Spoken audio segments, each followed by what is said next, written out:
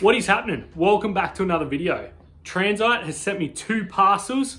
One is the all-wheel drive cross country and the other is the all-wheel drive direct drive. This is the big box, so I'm guessing it's going to be the cross country. Let's rip into this first.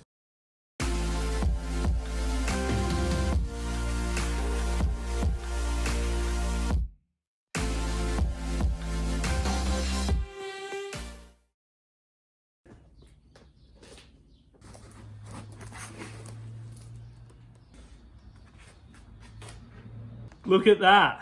Look at the size of those wheels and tires. So this is obviously a demo board. They've sent this to me just to review. So it looks like it's done a few miles. Let's get this out the box.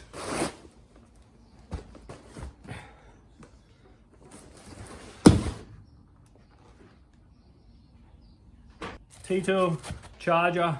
So it's 42 volt and a 3 amp charger and different springs for the trucks. There's the remote. So that's the VX2 remote by the looks of that. Damn. That has got some weight in it. All right, so this is something I've never dealt with before. Hub drive, and it's also 4-wheel drive. So it's that mountain board style, channel style truck, huge wheels with 4 hub motors. That means no belts, no chains, no gears, and they are huge. So you've got small enclosure on top, huge enclosure on the bottom. This thing weighs a ton. You gotta remember, it's 4-wheel drive, 4 motors, extra vest, and by the looks of it, a huge battery. Before we dive too deep into this, let's power it up, spin some wheels, and just take it for a cruise. See how it feels.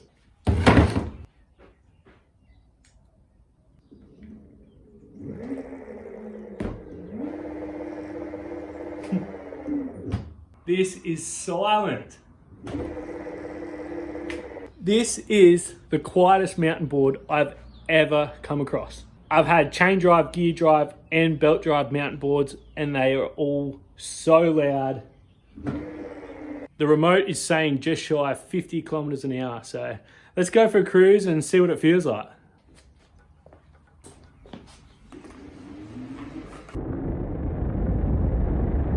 This thing is surprisingly powerful. Although being 4-wheel drive, it should have some go.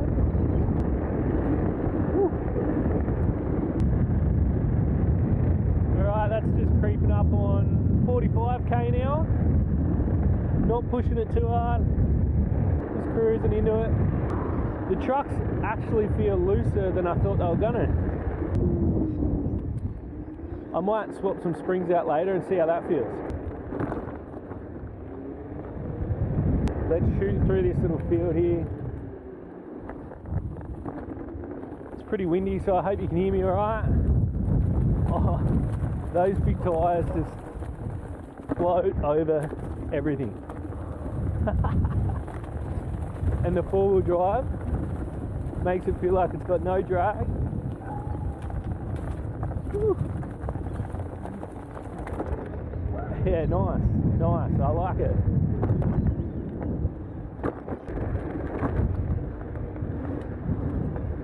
This feels super different to any of the other boards, but it would just take that bit of getting used to like any of them, but you could really get out and do some adventuring on this thing. It has a 10S 10P 30Q battery, which that's like, you know, a 200 amp output battery, plenty of watt hours. I definitely won't be doing a range test because that would just be an all-day thing and I just don't have the time at the moment. You would have to get anywhere between 60 and 80 kilometers range on a battery like that. Even running 4-wheel drive. Hub motors are pretty efficient too, so that's something else to consider. Sorry. Yeah.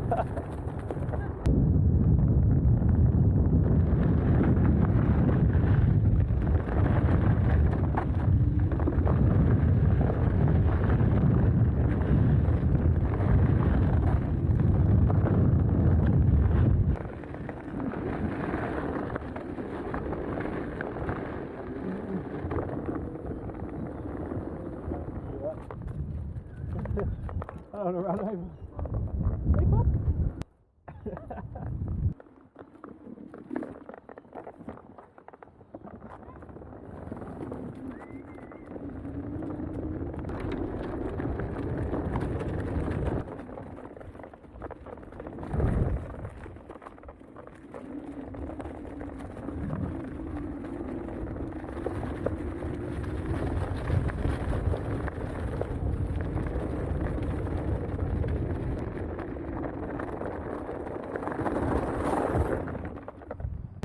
Alright, there is a pretty decent hill just up around this corner.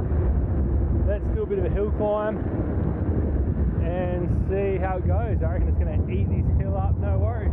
We're cruising up at 42, 43k an hour, absolutely no worries. Here's another steep hill just around this corner. It's a little bit shorter, but it's a fair bit steeper. So.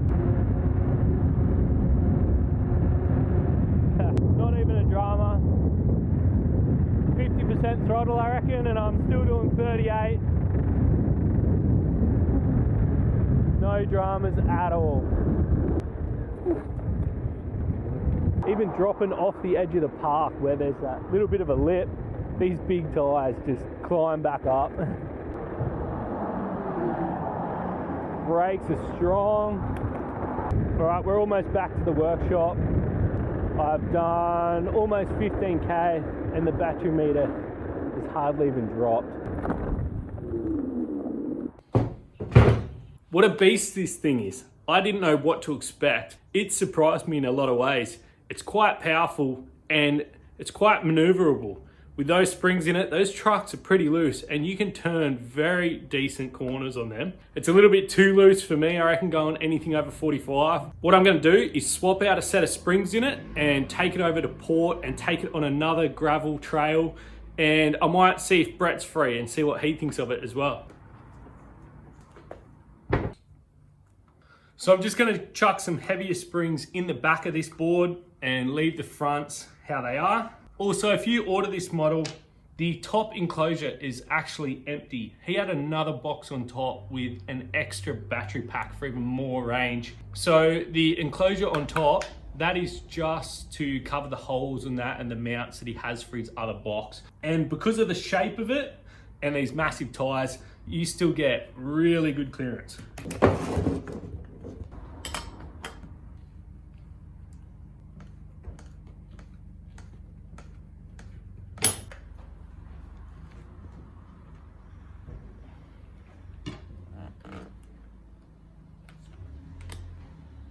All right, these springs are pretty tight to get in there, so I've compressed them in the vise, put some zip ties on them.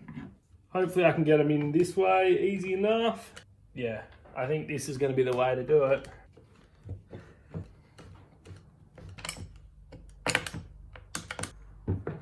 Nip that up and cut those zip ties. So this is running the 4.2 plus Flip Sky ESC. So you're on the Vest firmware, so you've got complete adjustability of everything. If you want more braking, you can just adjust the figures. If you want, a different throttle curve, whatever you want to do, you can mix it up. Your ramping times, heaps of stuff. You got the VX2 remote, which gives you the trip and how much battery you got left, how much battery the remote's going, how fast you're going, all the info you need. Even if you change tire size or anything like that, you can change it in this remote and get your speed accurate. Let's take this thing to a gravel cycle path and do some more Ks on it.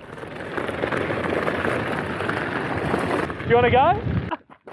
You don't want to step in front of that, eh? Yeah, it'll run you over. Yeah, it's a lot tighter than it was. Like it's got a little bit is real easy, and then it's tighter on the... Yeah. So with the other springs in it, it was a lot looser, had a lot more turn.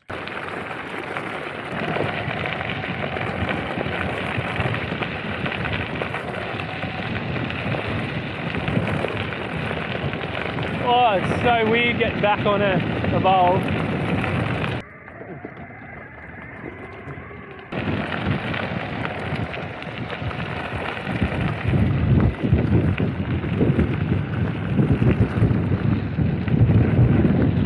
Tell me your thoughts. Okay, just on the hill climb, that I just felt like I just point and the board will just deal with everything, and I just got to go on, hold on for the ride. Whereas that, you know, because I don't have as much power, I have to think about how I'm going to conserve it, and so I need to work my line up the hill. Yeah. So that's a more technical ride up the hill to get up. That can get up easy. I guess when you get used to it, then it'll get more technical because then you'll start trying to real push it. That's right. But on a board like that, I'd definitely run bindings to hang on to it. Bindings that you could jump out? Yeah, just probably the hook ones. Help keep you on it and give you a bit of turning leverage.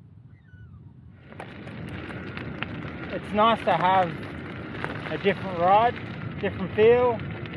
With the small box on there, like I can stand with my feet together. And when I'm relaxing, that's how I like to ride. And what I have noticed is that it is super smooth on the acceleration, the brake. Like other boards that you've got me to test ride, they're a bit jerky, but this is smooth as. That's what kind of like irons out a bit of the root of it, really. It's so smooth. Yeah. Like riding with my feet together like this, and being able to confidently accelerate and de-accelerate like it is like. Okay. Oh, boost it. Let's see it.